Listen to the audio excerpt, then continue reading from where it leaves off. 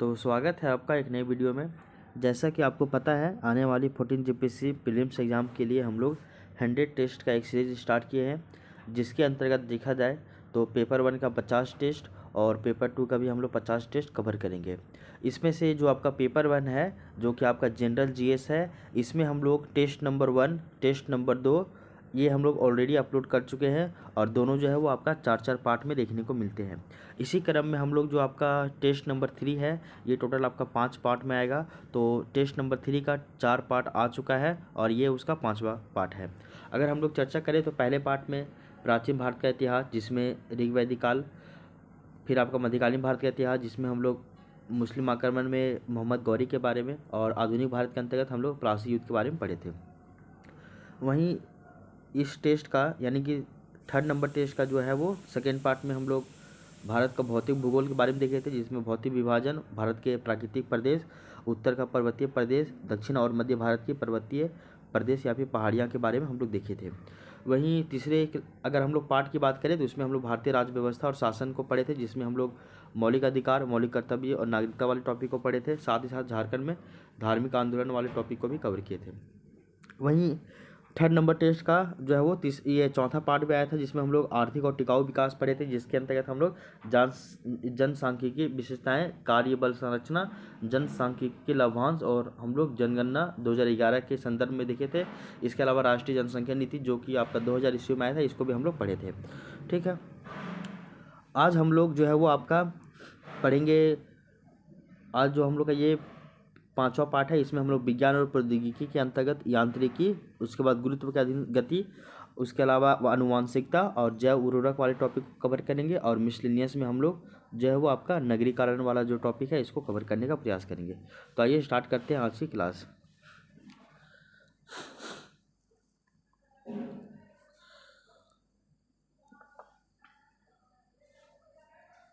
ये देखिए, हम लोग पिछली क्लास में क्या क्या देख रहे थे, एक बार उसको हम लोग यहाँ पे रिकॉल कर लेते हैं। अगर हम लोग देखें तो सबसे पहले यांत्रिकी, जो कि आपका साइंस एंड टेक्नोलॉजी का पार्ट था, यांत्रिकी, इसको ही स्टार्ट किए थे। यांत्रिकी यानी कि मैकेनिक्स होता है। इसमें हम लोग सबसे पहले द्रव्यमान और भार के बारे में पढ़े थे, इन दोनों के बीच में अंतर देखे थे और इससे संबंधित जो भी इंपॉर्टेंट फैक्ट बन सकता था उसको हम लोग देखे। द्रव्यमान और भार के अलावा फिर हम लोग दूरी यानी कि डिस्टेंस और विस्थापन यानी कि डिस्प्लेसमेंट, इसके बारे में पढ़े, इन दोनों के बीच में अंतर पढ़े। इसके अलावा चाल यानी कि स्पीड और वेग यानी कि वेलोसिटी, इन दोनों के बीच में अंतर को पढ़े और इसको डिटेल्स जाने। उसके अलावा त्वरण यानी कि एक्सेलरेशन के बारे में हम लोग पढ़े थे। उसके बाद न्यूटन के गति का नियम देखे थे और हम लोग देखे थे न्यूटन का जो गति का नियम है वो आपका 3 प्रकार का है। प्रथम नियम को हम लोग जड़त्व का नियम कहते हैं, द्वितीय नियम को बल और त्वरण का नियम कहते हैं, और वहीं जो आपका तृतीय नियम है वो आपका क्रिया प्रतिक्रिया का नियम होता है। ठीक है, तो यहाँ तक हम लोग पिछली क्लास में पढ़ चुके थे। आज हम लोग इसके आगे की चर्चा करेंगे, जो आपका है संवेग। तो हम लोग संवेग यानी कि मोमेंटम के बारे में पढ़ेंगे। संवेग क्या होता है? तो किसी वस्तु का जो संवेग है वो उस वस्तु में विद्यमान द्रव्यमान और वेग, इन दोनों का गुणनफल होता है, यानी कि P = mv। P मतलब हो जाएगा मोमेंटम यानी कि संवेग, और m मतलब हो जाएगा द्रव्यमान। द्रव्यमान को मल्टीप्लाई यानी गुणा कर देंगे हम लोग वेग से यानी कि वेलोसिटी से, तो आपका संवेग निकल जाएगा। संवेग जो है वो आपका एक सदिश राशि है और इसका जो SI मात्रक है वो आपका kg मीटर पर सेकेंड होता है। संवेग परिवर्तन की अगर हम लोग संवेग परिवर्तन देखें और उसका जो बल के बीच में क्या संबंध है, तो संवेग में जो परिवर्तन हो रहा है यानी कि इनिशियल वैल्यू से फाइनल वेलोसिटी में जो परिवर्तन हो रहा है इसके अनुसार, और बल के बीच में क्या अंतर है वो देख लीजिए। अगर इसको जानना है तो आपको एफ मतलब हो जाएगा यहाँ पे फोर्स = क्या हो जाएगा, पहले एम मतलब कि मास और भी मतलब फाइनल वेलोसिटी, और इसको माइनस कर देंगे एम यानी कि मास और यू मतलब इनिशियल वेलोसिटी, और इन दोनों को हम लोग जो है वो ये डिवाइड कर देंगे टी यानी कि टाइम से, तो आपका जो है वो संवेग में परिवर्तन और बल के बीच में जो भी रिलेशन है वो देखने को मिल जाएगा। इसके अलावा देख लीजिए, या जो है वो ये न्यूटन का जो आपका सेकेंड लॉ है यानी कि द्वितीय नियम जो है वो इसी के आधार पर ये काम करता है। नेक्स्ट हम लोग संवेग संरक्षण का जो है वो नियम देखेंगे, यानी कि संवेग संरक्षण का नियम क्या होता है वो देखिए। बोला जा रहा है कि यदि किसी तंत्र पर कोई बाह्य बल ना लगे तो कुल संवेग जो है वो स्थिर रहता है। तो संवेग संरक्षण का नियम बोलता है यदि किसी तंत्र के ऊपर किसी तरह से बाहरी अगर एक्सटर्नल फोर्स नहीं लगेगा तो वो क्या रहेगा, उसका जो संवेग है, उसका जो मोमेंटम है वो क्या रहता है, स्थिर रहता है। यानी कि टोटल मोमेंटम बिफोर जो रहेगा वही टोटल मोमेंटम आफ्टर, यानी कि total momentum before = total momentum after, ये हो जाएगा। अब थोड़ा सा हम लोग वर्क यानी कि कार्य के बारे में समझते हैं ये क्या होता है। तो बोला जाता है कि जब किसी वस्तु पर बल लगाने से वह बल की दिशा में विस्थापित हो जाती है तो उसी को हम लोग कार्य कहते हैं। सिंपल सा अर्थ है कि जब आप किसी ऑब्जेक्ट के ऊपर, पिंड के ऊपर बल लगाते हैं और जब उसका विस्थापन होता है तभी वो क्या कहलाता है, कार्य कहलाता है।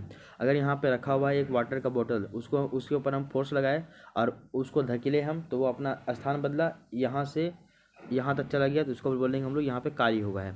जबकि यहाँ पे एक दीवार है, आप इसको धकेल रहे हैं, ये दीवार में बहुत ज़्यादा फोर्स लगाए हैं, लेकिन ये दीवार जहाँ है वहीं का वहीं रहा, ज्यों का त्यों रहा, ये जरा सा भी टसमस नहीं हुआ है। तो आप यहाँ पे ये नहीं बोलिएगा कि यहाँ पे जो आप है वर्क किए हैं यानी बल लगाएं, क्योंकि यहाँ पे जो है वो स्थान हुआ ही नहीं है परिवर्तन, यानी कि विस्थापन हुआ ही नहीं है। तो कार्य के लिए विस्थापन होना जरूरी है। कार्य को हम लोग W=F×S इसको हम लोग देखते हैं, यानी कि यहाँ पे डिस्प्लेसमेंट की बात की जाती है। यदि बल विस्थापन की दिशा में कोण थीटा बनाता हो तो वर्क जो हो जाता है वो आपका F/S cos थीटा हो जाता है, ठीक है ना।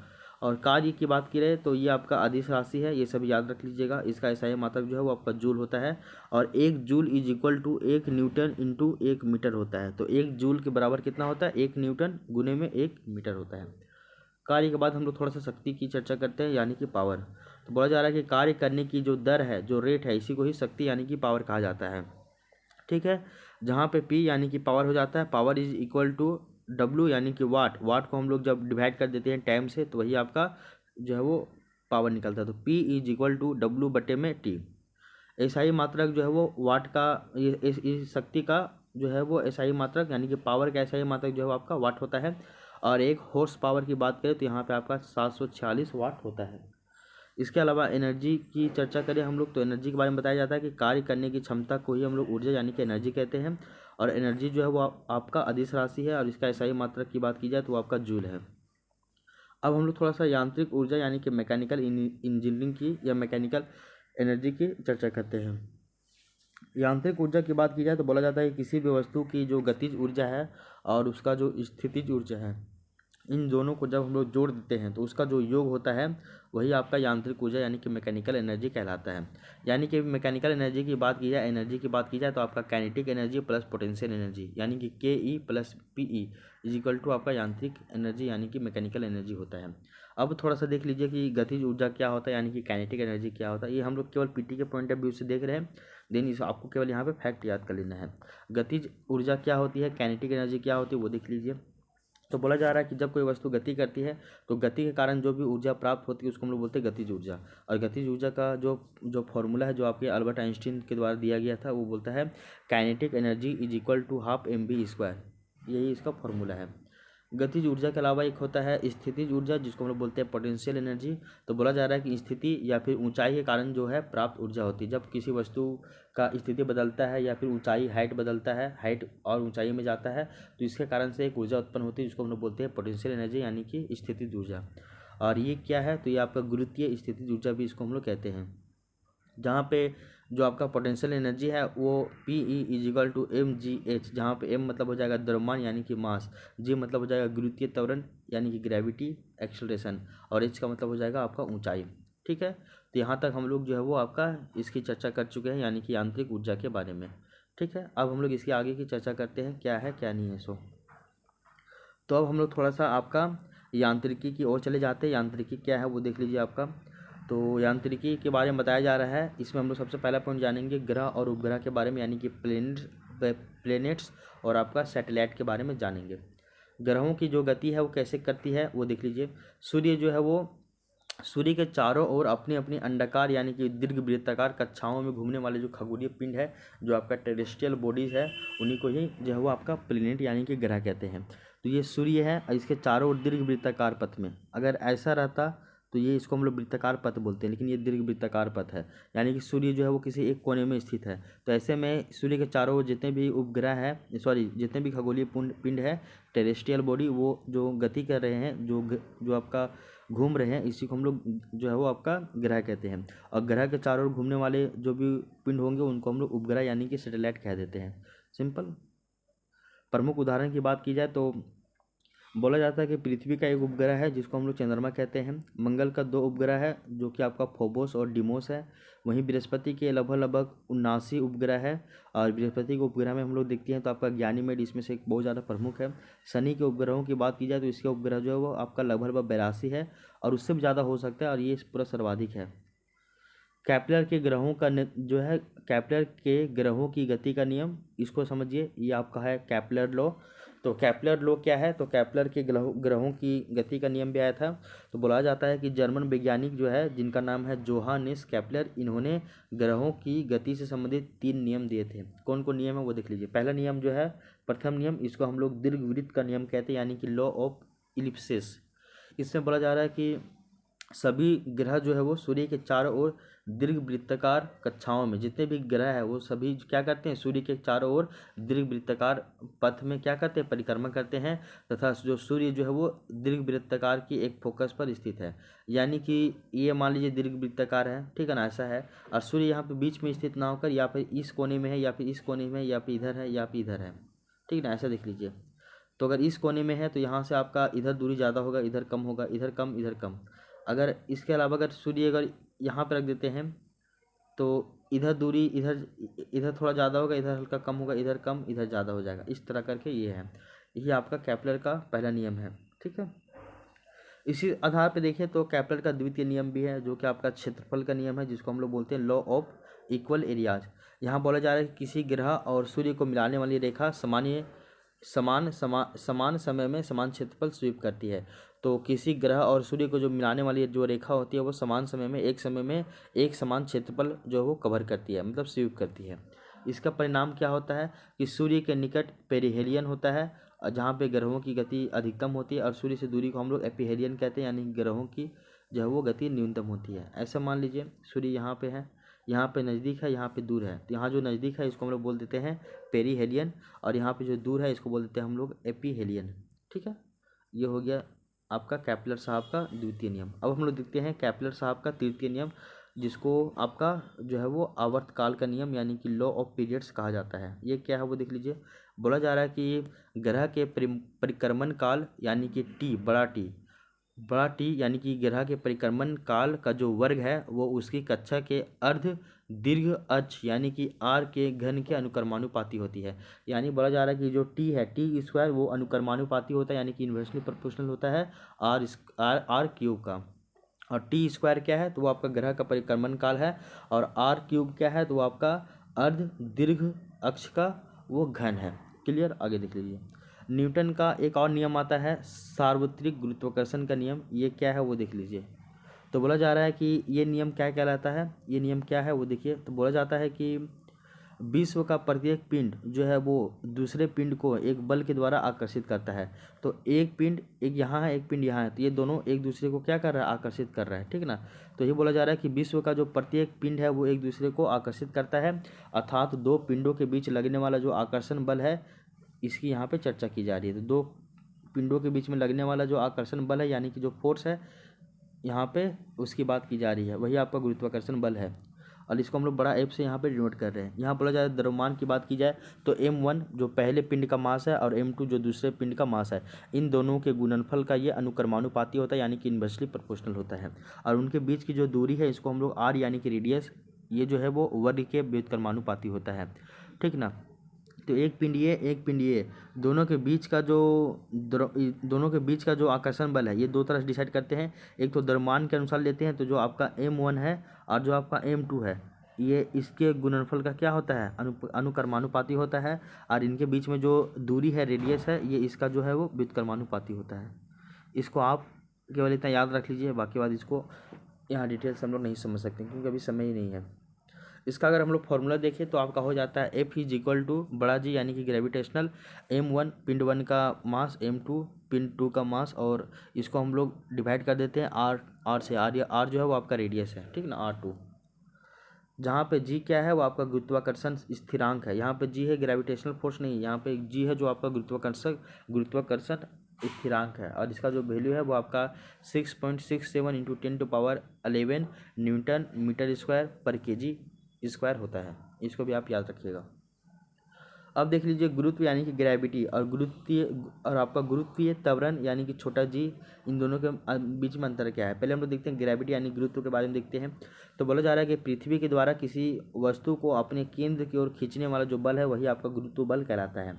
वहीं गुरुत्वीय त्वरण यानी कि जी क्या है, तो बोला जा रहा है कि पृथ्वी के गुरुत्व के कारण मुक्त पतन करती वस्तु में जो त्वरण उत्पन्न हो रहा है, यानी कि जब पृथ्वी के द्वारा गुरुत्वाकर्षण बल लगता है उसके कारण किसी वस्तु में जो त्वरण उत्पन्न होता है उसी को हम लोग गुरुत्वीय त्वरण कहते हैं।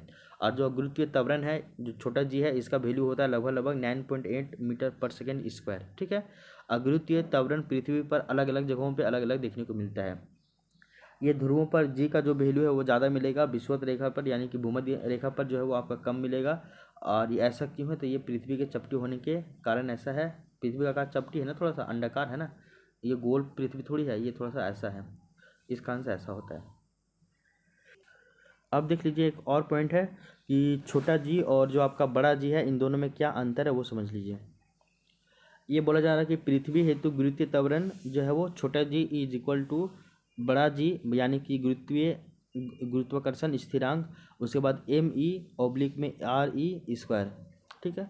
जहाँ पे एम ई क्या है, पृथ्वी का द्रव्यमान है, और आर ई जो है वो आपका पृथ्वी का त्रिज्या है। तो ये होता है पृथ्वी हेतु गुरुत्वीय त्वरण यानी कि पृथ्वी का गुरुत्वीय त्वरण की बात करें हम लोग, तो गुरुत्वीय त्वरण पृथ्वी का कितना हो जाएगा, जी यानी कि आपका गुरुत्वाकर्षण स्थिरांक, एम ई यानी कि पृथ्वी का द्रव्यमान, उसको हम लोग क्या कर देंगे ऑब्लिक में पृथ्वी की त्रिज्या से हम लोग इसको देखेंगे। उपग्रह की कक्षीय चाल जिसको हम लोग ऑर्बिटल वेलोसिटी कहते हैं, ये क्या होता है वो देख लीजिए। यदि एम यानी कि द्रव्यमान का उपग्रह पृथ्वी की आर यानी कि रेडियस दूरी पर अगर भी नॉट वेग से चक्कर लगा रहा है, तो ऐसे में जो आपका भी नॉट हो जाएगा वो root under G M E oblique में आर हो जाएगा। ठीक है ना, इसको याद रख लीजिएगा। यदि आर जो पृथ्वी की सतह से थोड़ी ऊंचाई यानी कि आर ई के बराबर हो जाएगा, तो भी naught is equal to root under G R E हो जाएगा, दोनों मल्टीप्लाई के बीच में रहेंगे। पृथ्वी के समीप उपग्रह की कक्षीय चाल कितना होता है, तो लगभग बताया जाता है कि वी नॉट लगभग जो है वो आपका 7.9 किलोमीटर पर सेकेंड होता है। लगभग ये 8 किलोमीटर चलते हैं प्रत्येक सेकेंड में। तो पृथ्वी के समीप जितना भी उपग्रह है इन सभी का कक्षीय चाल कितना है, इतना की स्पीड है, लगभग 8 की स्पीड से 8 किलोमीटर पर सेकेंड की स्पीड से ये सब जो है वो गति कर रहे हैं। प्लायन वेग एक आपका होता है यानी कि एस्केप वेलोसिटी, इसको समझ लीजिए। इसका परिभाषा ये है, बोला जा रहा है कि पृथ्वी के गुरुत्वीय क्षेत्र से किसी वस्तु को पूरी तरह से बाहर निकलने हेतु आवश्यक न्यूनतम वेग, यानी कि अगर आप इतना स्पीड से जाइए कि आपका पृथ्वी का जो गुरुत्वाकर्षण बल है वो आपको रोक ही नहीं सके, तो उतना स्पीड होना चाहिए, उतना वेग उतना वेलोसिटी होना चाहिए। ठीक है ना।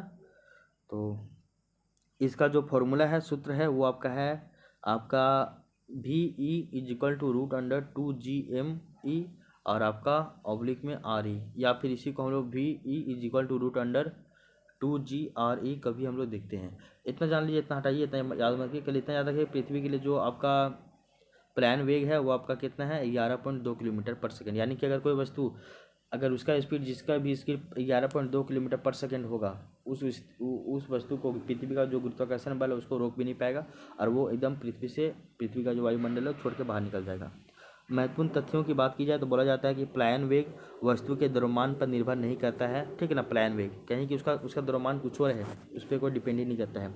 कक्षीय चाल और प्लायन वेग का संबंध देखिए, क्या संबंध है, तो बोला जा रहा है कि भी E is equal to root under 2 भी नॉट इतना होता है। अर्थात यदि किसी उपग्रह की चाल 2 गुना मतलब रूट अंडर 2 गुनी कर दी जाए तो वह कक्षा छोड़ देगा, यानी कि इतना अगर किसी का चाल हो जाता है, इतना अगर किसी का स्पीड हो जाएगा, तो वो जो ग्रह है यानी कि उपग्रह बोलिए या फिर जो ग्रह है वो अपना वो जो चाल वो छोड़ देगा, मतलब वो अपना कक्षा जो है वो ऑर्बिट को छोड़ देगा।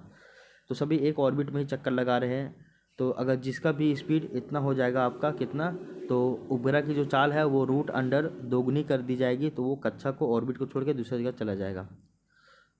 चंद्रमा हम लोग का चक्कर क्यों लगा रहे हैं, क्योंकि पृथ्वी का जो है वो गुरुत्वाकर्षण बल उसको रोका हुआ है, अगर नहीं रोका रहता तो वो कब का छोड़ के चला जाता। ठीक है, ऐसा है। अब हम लोग इसमें थोड़ा सा और कुछ बातें इंपॉर्टेंट है उसको भी थोड़ा सा देख लेते हैं। तो अब हम लोग पढ़ते हैं थोड़ा सा सरल आवर्त गति के बारे में, यानी कि सिंपल हार्मोनिक मोशन के बारे में। ये होता है आपका SHM। तो बोला जा रहा है कि जब कोई कण अपनी माध्य स्थिति के दोनों ओर समान पाथ पर आवागमन करता है।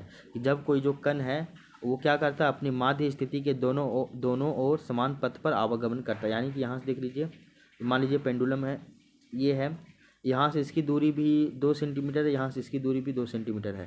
तो ये समान पथ पर एक बार इधर, एक बार इधर, एक बार इधर, एक बार इधर, यहाँ से यहाँ गया 2 सेंटीमीटर इधर गया, फिर आया, फिर 2 सेंटीमीटर इधर गया, फिर आया, फिर 2 सेंटीमीटर इधर गया, फिर आया, फिर 2 सेंटीमीटर इधर आया। तो यही बोला जा रहा है कि जब कोई कण अपनी माध्य स्थिति के दोनों ओर समान पथ पर आवागमन करता है और उसका जो त्वरण है वो विस्थापन के अनुक्रमानुपाती तथा विपरीत दिशा में होता है, तो ऐसे गति को हम लोग क्या कहते हैं, सरल आवर्त गति कहते हैं। सिंपल सी बात है। इसका उदाहरण देखिएगा तो बोला जा रहा है कि स्प्रिंग में लटका हुआ पिंड या फिर सरल लोलक करता हुआ जो दोलन, ये इसका एग्जाम्पल है। सरल लोलक यानी कि सिंपल पेंडुलम क्या होता है, इसकी संरचना देख लीजिए।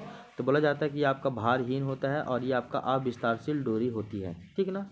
इसमें कोई किसी भी तरह का भार नहीं होता है। इसके सिरों में से एक पर भारी गोलक लगा होता है और दूसरा सिरा जो है वो एक आपका दृढ़ बिंदु पर बंधा होता है। प्रभाव लंबाई की बात की जाए यानी कि आई का, तो बोला जाता है कि निलंबन बिंदु से गोलक के द्रव्यमान केंद्र तक की दूरी। तो निलंबन बिंदु जो है, तो निलंबन बिंदु से गोलक का जो द्रव्यमान केंद्र है वहाँ तक की दूरी, ये होता है प्रभावी लंबाई, ठीक ना। मतलब कि ये वाला पॉइंट, यहाँ से यहाँ तक का जो प्रभावी लंबाई, यहाँ से यहाँ तक का जो लंबाई है, इसी को हम लोग बोला जा रहा है प्रभावी लंबाई यानी कि आई। अब देख लीजिए लोलक का जो है वो आवर्तकाल क्या होता है, तो ये होता है आपका T E is equal to 2 पाई√आई और आपका ऑब्लिक में जी। जहाँ पे टी क्या है तो द्रव्यमान पर निर्भर नहीं करता है और टी जो है वो आपका ये आपका अनुक्रमानुपाती है तो होता है √आई के। तो यदि आई 4 गुना हो तो टी जो है वो आपका 2 गुना हो जाता है और टी जो है वो आपका क्या बोलते हैं, अनुक्रमानुपाती होता है 1/√जी का। तो बोला जा रहा है कि ऊंचाई पर जी कम होती है तो घड़ी की जो है वो धीमी गति से चलेगी आपका। और देख लीजिए अनंत लंबाई के लोलक का जो आवर्तकाल है वो आपका लगभग 84.6 मिनट होता है। इसको भी आप अपने स्तर पर समझिएगा थोड़ा सा, यहाँ पे हम लोग केवल इसको डिस्कस करते चले जा रहे हैं।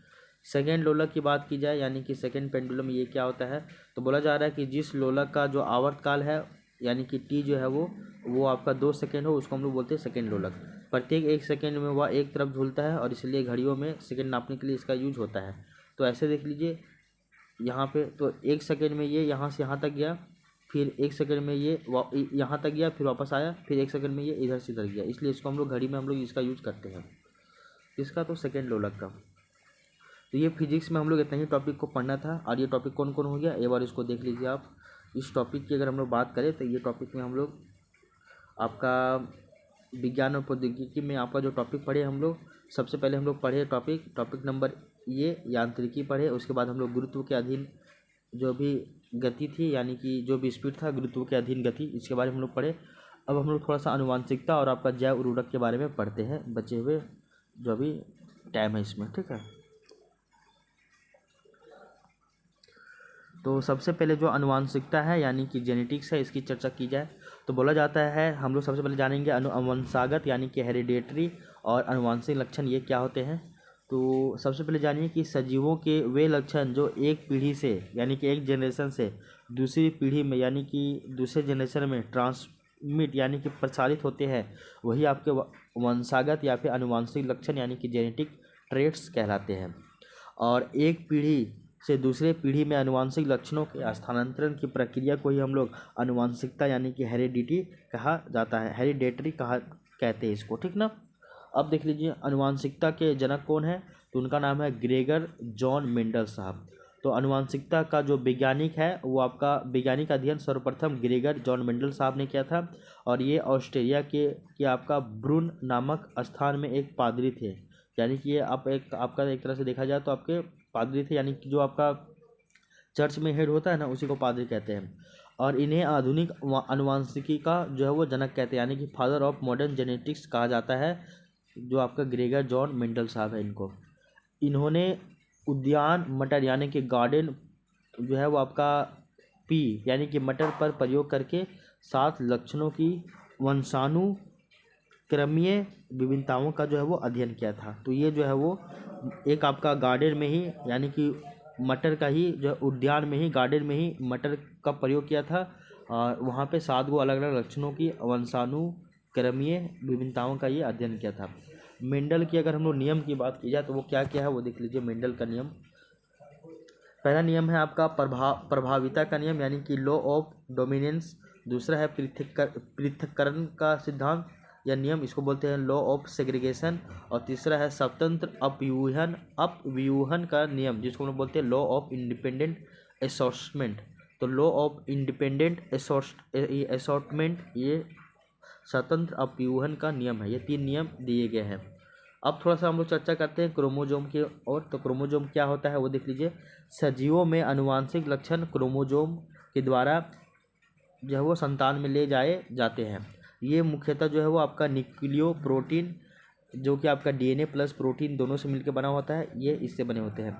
क्रोमोजोम का जो नाम है सर्वप्रथम वाल्डेयर साहब ने दिया था, वो भी 1988 में।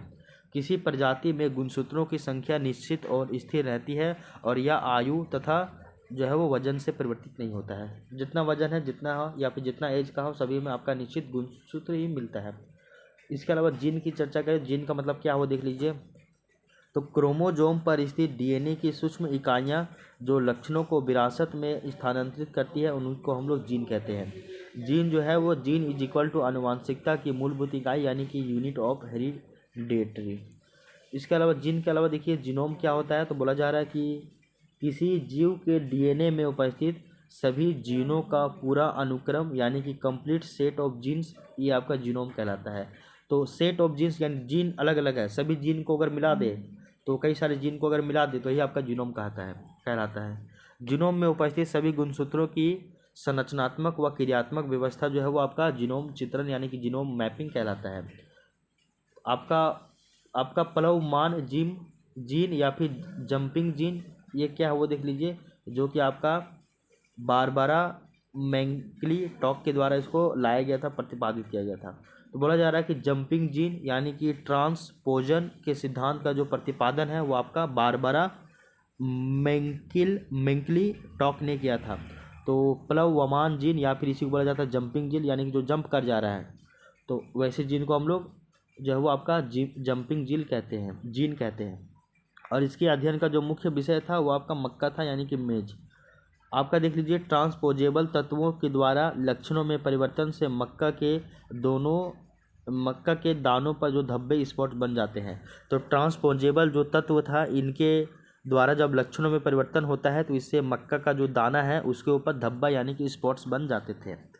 और इस खोज के लिए इन्हें नोबेल पुरस्कार यानी कि जो है वो आपका चिकित्सा और जीव विज्ञान के क्षेत्र में दिया गया था।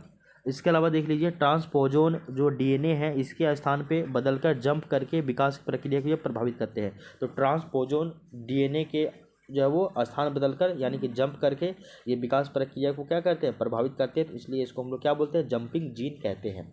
इसके अलावा देख लीजिए न्यूक्लिक अम्ल यानी कि न्यूक्लिक एसिड क्या होता है वो देख लीजिए, और इसी में हम लोग देखेंगे डीएनए और आरएनए की चर्चा करेंगे।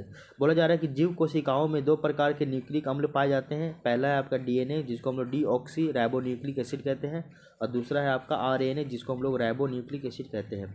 न्यूक्लिक अम्लों की संरचना यानी कि एसिड की संरचना क्या है वो देख लीजिए। तो बोला जा रहा है कि दोनों ही न्यूक्लियोटाइड के बहुलक यानी कि पॉलीमर्स है। तो न्यूक्लियोटाइड्स का जो है वो आपका बहुलक है, पॉलीमर्स है, आरएनए भी और आपका डीएनए भी, ठीक ना। तो ये ऐसा है। तो न्यूक्लिक एसिड की संरचना क्या होती है, ये जो है वो आपका न्यूक्लियोटाइड का ये बहुलक होता है। प्रत्येक न्यूक्लियोटाइड के 3 घटक होते हैं, क्या क्या। पहला है आपका नाइट्रोजनी बेस यानी कि नाइट्रोजीनियस बेस, जिसमें आपका फ्यूरिन होता है और आपका पिरीमिडीन होता है, ठीक ना। और प्यूरिडीन यानी कि इसमें आपका एडिनिन मतलब एडिनिन जो कि ए है, ग्वानिन जो कि जी है, और दोनों डीएनए और आरएनए के समान होते हैं, ठीक ना। आपका पिरीमिडीन की बात की जाए तो पिरीमिडाइन की बात की जाए तो ये इसमें आपका डीएनए में साइटोसिन होता है यानी कि सी, और थाइमिन होता है टी, और आरएनए में साइटोसिन सी और आपका यूरेसिल यू होता है, ठीक ना। ऐसा है। पेंटोज शुगर की बात की जाए तो ये आपका डीएनए में डीऑक्सी राइबोज होता है और आरएनए में आपका राइबोज होता है। वहीं फॉस्फेट समूह की बात करें तो फॉस्फेट ग्रुप में तो बोला जा रहा है कि डीएनए की खोज सामान्य भ्रांति का सुधार है, और एक गलत धारणा यह है कि वाटसन और क्रिक ये आपका विलिंकस और फ्रैंकलिन ने डीएनए की खोज की है। वास्तव में 1953 ईस्वी में इन वैज्ञानिकों ने डीएनए का द्विकुंडली यानी कि डबल हेलिक्स मॉडल प्रस्तुत किया था। और डीएनए की जो पहचान सर्वप्रथम वो आपका 1869 ईस्वी में स्विस रसायन फ्रेडरिक मिशर साहब ने किया था। ठीक है ना, तो इसको याद रख लीजिएगा। तो प्रत्येक जो जो देखिए न्यूक्लिक अम्लों की जो संरचना कैसी होती है, तो ये जो है वो आपका यानी कि बोलिए आरएनए या फिर जो डीएनए है वो आपका न्यूक्लियोटाइड के बहुलक होते हैं। और जो आपका प्रत्येक जो न्यूक्लियोटाइड है इसमें 3 घटक होते हैं, नाइट्रोजन बेस, फिर आपका फेंटोस शुगर, फिर आपका फॉस्फेट ग्रुप, ये सभी इसमें देखने को मिलते हैं। अब थोड़ा सा हम लोग चर्चा करते हैं डीएनए आरएनए के बारे में, क्या क्या है इसके बारे में। तो डीएनए से आरएनए आपका ट्रांसक्रिप्शन और आरएनए से डीएनए रिवर्स ट्रांस जो है वो क्रिप्शन, यानी कि डीएनए से आरएनए और आरएनए से डीएनए इसको। तो डीएनए से अगर आरएनए में जा रहे हैं तो इसको हम लोग बोलते हैं ट्रांसक्रिप्शन, और अगर आप आरएनए से वापस आ रहे हैं डीएनए की तरफ तो इसको बोलते हैं रिवर्स ट्रांसक्रिप्शन। तो बताया जाता है कि सामान्यतः डीएनए से आरएनए की प्रतिलिपि बनती है और इस प्रक्रिया को अनुलेखन यानी कि ट्रांसक्रिप्शन कहते हैं। और कुछ कुछ वायरस है जैसे कि आपका रेट्रोवायरस, उसमें जो है वो आपका आरएनए से डीएनए बनता है, देन या रिवर्स ट्रांसक्रिप्शन हो जाता है, तो इसको हम लोग ये कहते हैं। और इस प्रक्रिया में रिवर्स ट्रांसक्रिप्टेज एंजाइम जो है वो कार्य करता है। तो रिवर्स करने के लिए कौन एंजाइम काम करता है, तो आपका रिवर्स ट्रांसक्रिप्टेड एंजाइम जो है वो काम करता है। डीएनए पर एक्सरे का क्या प्रभाव पड़ता है वो देख लीजिए। बोला जाता है कि एक्सरे तकनीक से जुड़े लोगों को डीएनए में अस्थायी परिवर्तन यानी कि म्यूटेशन का खतरा रहता है, क्योंकि विकिरण डीएनए के संरचना को क्या करती है, वो क्षति पहुंचाती है। डीएनए की प्रकृति कैसे है, तो डीएनए जो है वो एक आपका न्यूक्लिक अम्ल है, यानी कि आपका न्यूक्लिक एसिड है। और न्यूक्लिक एसिड है कहने का मतलब है आपका डीएनए हो या फिर आरएनए, दोनों आपका न्यूक्लिक एसिड है, और दोनों जो है वो आपका न्यूक्लियोटाइड के जो है पॉलीमर्स है यानी कि बहुलक है। और डीएनए की और देखिए तो यह आनुवांशिक पदार्थ यानी कि जेनेटिक मटेरियल के रूप में ये कार्य करता है। ठीक है ना, तो ये डीएनए के बारे में जो इन्फॉर्मेशन थी आपको वो बता दिया गया है। ठीक है, आप इसको थोड़ा सा ध्यान में रखिएगा हमेशा।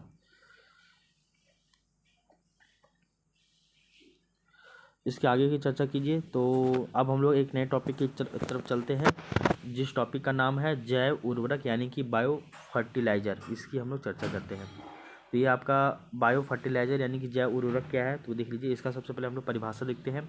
तो बोला जा रहा है कि जैव उर्वरक वे उर्वरक होते हैं जिसमें जीवित सूक्ष्म जीव जैसे कि जीवाणु, कवक और शैवाल इत्यादि पाए जाते हैं, यही आपका जैव उर्वरक है। और इसमें ये जीवित होंगे, जो भी आपका माइक्रो ऑर्गेनिज्म है, सभी माइक्रो ऑर्गेनिज्म क्या होंगे, जीवित होंगे। इसके अलावा ये सूक्ष्म जीव मिट्टी में विभिन्न पोषक तत्वों जैसे कि नाइट्रोजन, फास्फोरस आदि की उपलब्धता जो है इसको बढ़ाकर वो पौधों की वृद्धि में सहायता करते हैं। तो ये मिट्टी में जो पोषक तत्व है जैसे कि नाइट्रोजन और फास्फोरस, इन सभी की उपलब्धता को, अवेलेबिलिटी को ये बढ़ाता है, और इससे पौधों को बढ़ने में क्या मिलती है, सहायता मिलती है। जैव उर्वरक की आवश्यकता और इसका महत्व क्या हो देख लीजिए। सबसे पहला पॉइंट कि ये नाइट्रोजन उपलब्ध कराना। तो बोला जाता है कि जैव उर्वरकों में मौजूद लाभकारी सूक्ष्मजीव वायुमंडलीय नाइट्रोजन को स्थिर करके ये पौधों को क्या करते हैं, उपलब्ध कराते हैं। और वैज्ञानिक परीक्षणों से यह सिद्ध हुआ है कि 30 से 40 किलोग्राम नाइट्रोजन हेक्टेयर तक उपलब्ध कराया जा सकता है। तो लगभग 30 से 40 केजी नाइट्रोजन है वो पर हेक्टेयर उपलब्ध कराया जा सकता है इनके द्वारा। ठीक है। दूसरा इसके बारे में बोला जा रहा है कि इससे फसल में जो है वो आपका फसल उत्पादन में 10 से 20% तक की भी वृद्धि देखने को मिलती है। बढ़िया है ना। तो पहला है नाइट्रोजन का स्थिरीकरण करना या फिर नाइट्रोजन उपलब्ध कराना। दूसरा है फास्फोरस का घुलनशीलकरण, यानी कि कुछ जो सूक्ष्म जीव है वो मिट्टी में उपस्थित अघुलनशील जैसे कि फास्फोरस है, इनको घुलनशील बनाकर ये पौधों को उपलब्ध कराते हैं। तो कुछ माइक्रो ऑर्गेनिज्म ऐसे हैं कि जो मिट्टी में उपस्थित है अघुलनशील फास्फोरस, उसको ये घुलनशील बनाते हैं और ये पौधों को उपलब्ध कराते हैं।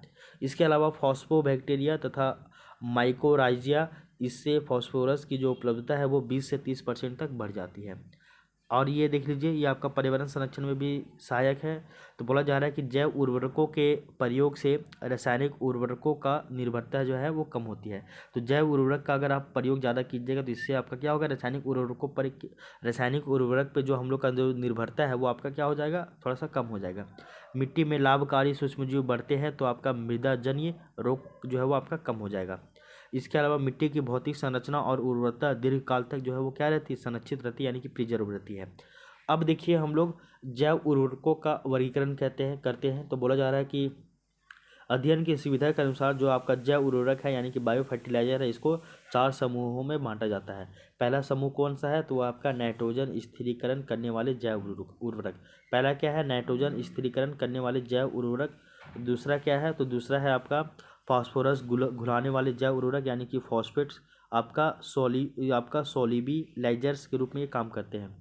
तीसरा है आपका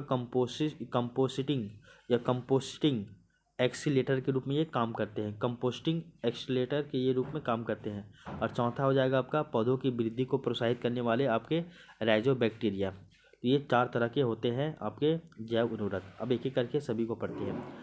बोला जा रहा है कि इसको 4 भागों में बांटा जाता है। पहला है नाइट्रोजन स्थिरीकरण करने वाले जैव उर्वरक, इसकी चर्चा करते हैं। तो बोला जा रहा है कि ये वे सूक्ष्मजीव होते हैं, ऐसे सूक्ष्मजीव होते हैं जो वायुमंडलीय नाइट्रोजन को स्थिर करके क्या करते हैं, पौधों को ये उपलब्ध करवाते हैं। और इसका भी प्रकार होता है जैसे कि आपका सहजीवी यानी कि सिम्बायोटिक। इसमें बोला जा रहा है कि जैसे कि आपका जो राइजोबियम है, ये दलहनी फसलों की जड़ों में मूल ग्रंथिकाएँ बनाकर नाइट्रोजन स्थिरीकरण करता है। अब विभिन्न फसलों में पाई जाने वाली कुछ प्रजातियां हैं, जैसे कि सोयाबीन में आपका रिजोबियम जापोनिकम पाया जाता है। और आपका 3 पत्तियां यानी कि क्लोवर में रिजोबियम ट्रीफोलाई पाया जाता है, ट्रीफोली पाया जाता है। और लूसर्न में आपका राइजोबियम मिलीलोटी पाया जाता है। इसके अलावा सहजीवी के अलावा आपका इसका एक और प्रकार होता है असहजीवी का, जिसको हम लोग फ्री लिविंग कहते हैं, या फिर हम लोग आपका सिम्बायोटिक कहते हैं। इसका एग्जांपल क्या है, तो आपका एजिटोबैक्टर है। और इसके अलावा है आपका एजोसिप्रिलम, ये भी इसका एक प्रकार हो जाता है। ठीक है, इसके अलावा एक और इसका आपका जो है वो एसेटोबैक्टर भी इसी का एक प्रकार है। थर्ड नंबर देख लीजिए आपका जलवायु या फिर जलीय आधारित नाइट्रोजन स्थिरीकरण करने वाले कौन कौन है।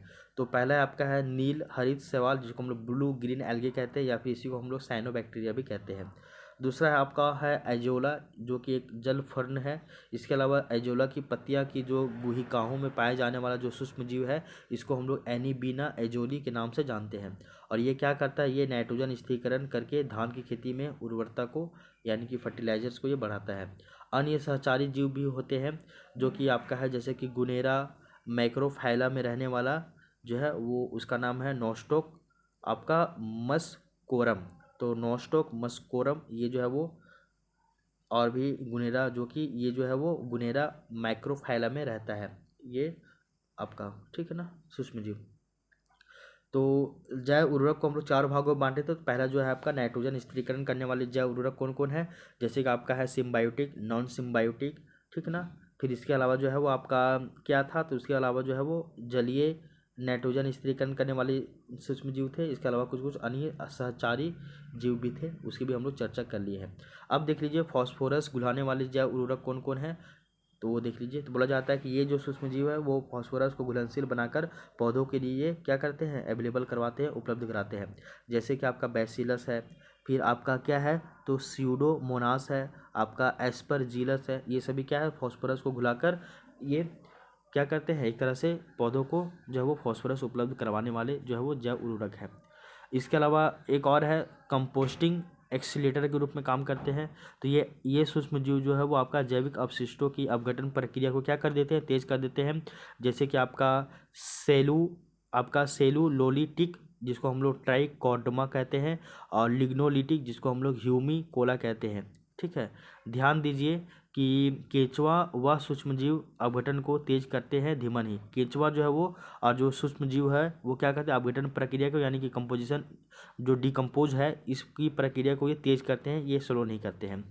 ठीक ना। तो कंपोस्टिंग एक्सीलरेटर यानी कि इसको तेज करने वाले सूक्ष्मजीव कौन कौन है, जैसे कि आपका सेल्यूलोलिटिक है और आपका लिग्नोलिटिक है। इसको और भी नाम से जाना जाता है ट्राइकोडर्मा, आपका ट्राइकोडर्मा और आपका ह्यूमी कोला इत्यादि नाम से। पौधों की वृद्धि को प्रोत्साहित करने वाले कुछ कुछ राइजोबैक्टीरिया भी होते हैं। तो बोला जा रहा है कि पौधों की जड़ों के पास रहने वाले बैक्टीरिया, जिनको हम लोग PGPR कहते हैं, यानी कि प्लांट ग्रोथ प्रमोटिंग राइजोबैक्टीरिया, इसको हम लोग कहते हैं।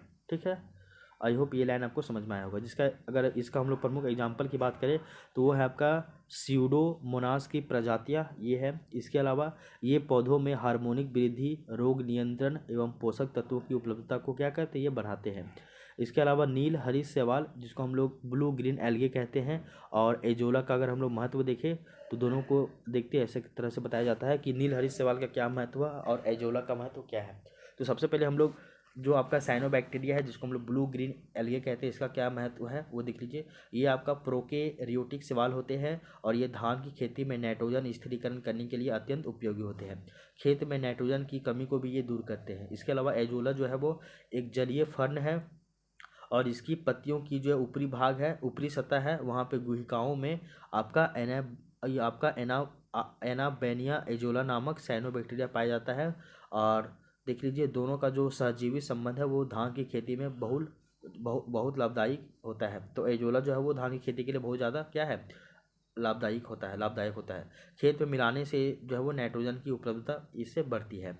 इसके अलावा देख लीजिए दलहनी फसलों में भी राइजोबियम की कुछ भूमिका होती है, जैसे कि दलहनी फसल जैसे चना, मटर, सेम, अरहर आदि की जड़ों में मूल ग्रंथिकाएँ यानी कि रूट नूडल्स पाई जाती है और इनमें मौजूद जो भी आपका राइजोबियम है वो आपका नाइट्रोजन स्थिरीकरण करता है, जिससे फसल की वृद्धि जो है वो तेज हो जाती है, मिट्टी की उर्वरता बढ़ जाती है और अतिरिक्त नाइट्रोजन उर्वरकों की आवश्यकता जो है वो आपका कम हो जाता है।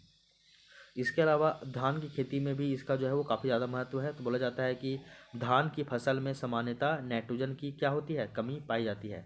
देन अगर जब धान का कमी मतलब ये नाइट्रोजन कमी पाया जाता है, इसको पूरा करने के लिए हम लोग ऊपर से यूरिया डालते हैं, आपका नील हरी शैवाल डालते हैं, एजोला डालते हैं, इन सभी का प्रयोग किया जाता है। ये सभी क्या करते हैं, नाइट्रोजन उपलब्ध करके उपज बढ़ाने में क्या करते हैं, सहायक होते हैं। पशु पोषण में भी एजोला का प्रयोग किया जाता है, कैसे वो देख लीजिए। तो बोला जा रहा है कि दुधारू पशुओं पर किए गए परीक्षणों से ये पाया गया है कि यदि पशु को प्रतिदिन 1.5 से 2 केजी यानी कि 2 किलोग्राम एजोला खिलाया जाए तो दुग्ध उत्पादन में लगभग 15 से 20% तक वृद्धि हो जाती है। कारण क्या है कि एजोला में प्रोटीन होता है, एमिनो अम्ल होता है, विटामिन होता है और खनिज यहाँ पे जो है वो प्रचुर मात्रा में देखने को मिलते हैं। कंपोस्ट निर्माण में सूक्ष्मजीवों की भूमिका होती है बहुत ज़्यादा, वो कैसे वो देख लीजिए। तो बोला जा रहा है कंपोस्ट निर्माण के दौरान केंचुए, कवक और आपका जीवाणु ये क्या करते हैं, जैविक अपशिष्टों का क्या करते हैं, अपघटन करते हैं तेज गति से, और ये सूक्ष्मजीव सेल्यूलोज, लिग्निन आदि का विघटन करके उत्तम गुणवत्ता का जो है वो कंपोस्ट तैयार करते हैं। और इसी कंपोस्ट को जब आप खेतों में डालते हैं तो इससे उर्वरकता जो है वो आपका काफ़ी ज़्यादा बढ़ जाता है, ठीक ना। तो ये जो टॉपिक था आपका बायोलॉजी का, ये भी हम लोग कर लिए हैं कंप्लीट, ठीक है ना। तो बायोलॉजी में आज हम लोग क्या क्या पढ़े हैं, पहले तो हम लोग पढ़े आपका अनुवांशिकता के बारे में पढ़े यानी कि जेनेटिक्स के बारे में पढ़े। उसके बाद हम लोग जो है वो आपका जैव उर्वरक यानी कि बायो फर्टिलाइजर्स के बारे में पढ़े। तो इन दोनों से संबंधित जितनी भी बातें थी वो आपको यहाँ तक बता दी गई है। आई होप ये आपको समझ में आ गया होगा, ठीक है ना। अब हम लोग थोड़ा सा एक सेक्शन और बच गया है आपका मिसलेनियस वाला, उसको हम लोग कंप्लीट करेंगे। तो जो आपका ये टेस्ट नंबर 3 का आपका 5वां पार्ट है ये भी कंप्लीट हो जाएगा और इस तरह से आपका टेस्ट नंबर जो 3 है वो पूरा आपका अच्छी तरीके से कंप्लीट हो जाएगा। इसमें हम लोग देखें तो मिसलेनियस में आज हम लोग नगरीकरण की टॉपिक को कवर करेंगे यानी कि अर्बनाइजेशन को, ठीक है ना। और नगरीकरण की परिभाषा क्या है वो हम लोग सबसे पहले देखिए। तो बोला जाता है कि ग्रामीण क्षेत्रों से शहरी क्षेत्रों की ओर जनसंख्या के स्थानांतरण तथा शहरी बस्तियों के आकार और संख्या में वृद्धि होना, यही इसकी प्रक्रिया को ही हम लोग नगरीकरण कहते हैं। तो जो लोग गाँवों से माइग्रेट करके मूव करके शहरों में जाके क्या हो जा रहे, बस जा रहे हैं, इससे शहरों की जनसंख्या में वृद्धि हो रहा है, शहरों का आकार में वृद्धि हो रहा है। देन इसी को ही हम लोग क्या कहते हैं, नगरीकरण कहते हैं। अन्य शब्दों में देखा जाए तो जब किसी देश या क्षेत्र की अधिक जनसंख्या कृषि आधारित अर्थव्यवस्था से हटकर उद्योग या फिर सेवा और आपका जो वाणिज्य क्षेत्र है यहाँ पर निर्भर हो जाती है, तो वही आपका नगरीकरण है। तो पहले आप एग्रीकल्चर बेस्ड थे, अब आप सर्विस सेक्टर, अब आप मैन्युफैक्चरिंग सेक्टर, अब आप इंडस्ट्री के ऊपर बेस्ड हो गया है, तो यही आपका क्या हो गया है, नगरीकरण हो गया है। नगरीकरण के मुख्य कारण क्या क्या है वो देख लीजिए। पहला है आपका औद्योगिकीकरण। तो बोला जा रहा है कि कारखानों और उद्योगों की स्थापना से शहरों का विकास हुआ है। दूसरा व्यापार और वाणिज्य की बात की जाए तो बोला जाता है कि व्यापार और वाणिज्य का विस्तार हुआ है, तो वो उसका जो विस्तार है वो आपका शहरों में ज़्यादा हुआ है और ये शहर बाजार और सेवा केंद्र यहाँ पे बनते हैं। रोजगार के अवसर, तो ग्रामीण क्षेत्रों से लोग नौकरी की तलाश में शहर आते हैं। शिक्षा और स्वास्थ्य सुविधाएं, तो बोला जाता है कि बेहतर संस्थान शहरों में ही उपलब्ध होते हैं शिक्षा और स्वास्थ्य से संबंधित। परिवहन और संचार का भी विकास होता है। प्रशासनिक और राजनीतिक केंद्रों की जो है वो यहाँ पे विकास किया जाता है शहरों में। आधुनिकीकरण और जीवन स्तर में भी यहाँ पे सुधार की चाह होती है। नगरीकरण के स्वरूप कैसे होते हैं, यानी कि फॉर्म ऑफ अर्बनाइजेशन, इसकी चर्चा करते हैं। तो बोला जाता है कि आपका है महानगरीकरण, यानी कि मेट्रोपॉलिटाइजेशन। यहाँ पे बोला जा रहा है कि 10 लाख आबादी से ज़्यादा रहने वाले जो बड़े नगर है, जहाँ पे 10 लाख से ज़्यादा आबादी रहते हैं, उसको हम लोग बोलते हैं महानगरीकरण। इसके अलावा महानगर क्षेत्र होते हैं, यानी कि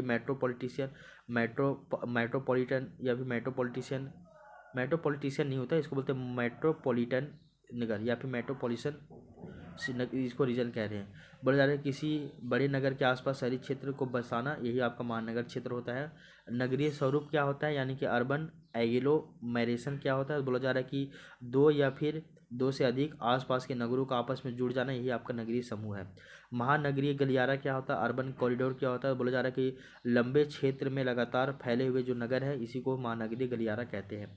उपग्रह नगर क्या है, सैटेलाइट टाउन क्या है, तो बोला जा रहा है कि मुख्य नगर के आसपास विकसित सहायक नगर, तो इसी को हम लोग बोलते हैं उपग्रह नगर। इसके अलावा देख लीजिए भारत में नगरीकरण की विशेषताएं क्या क्या है वो देखिए।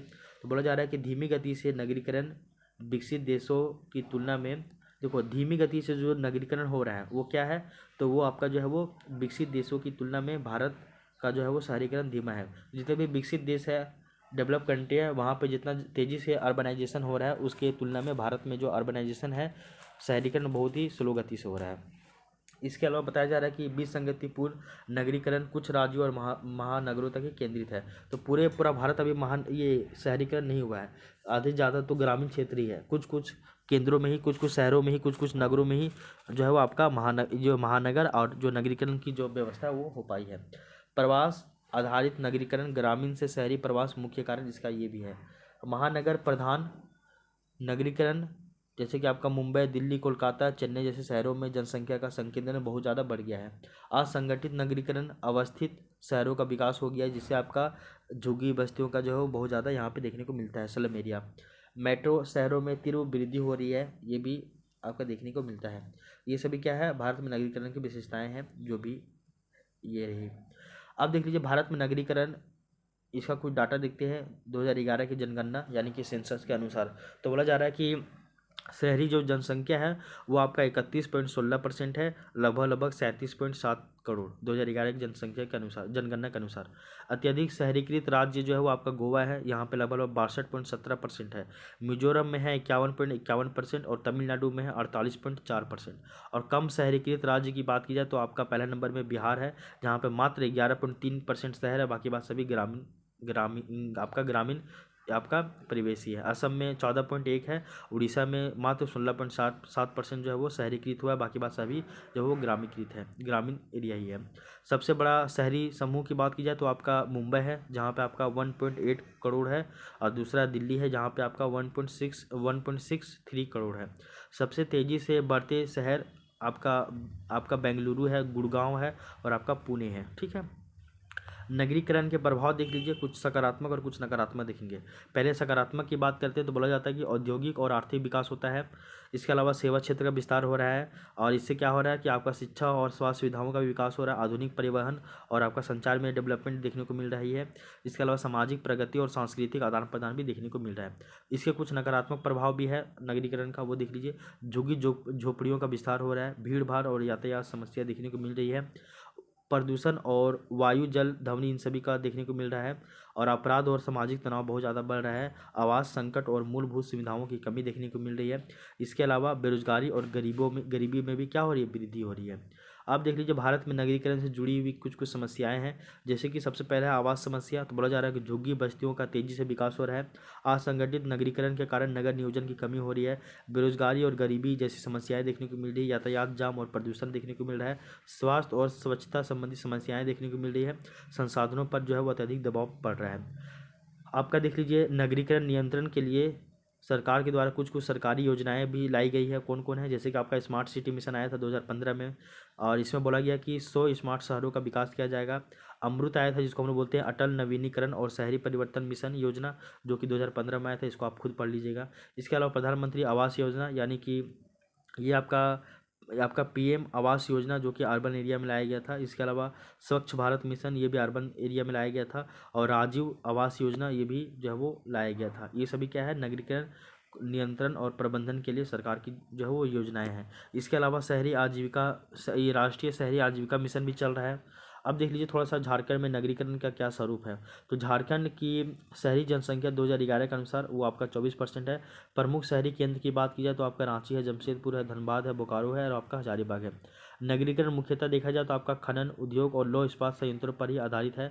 यहाँ पे समस्याएं देख लीजिए झारखंड में कुछ कुछ, जैसे कि आपका अव्यवस्थित नगरीकरण है, प्रदूषण और खनन आधारित पर्यावरणीय संकट देखने को मिलती है।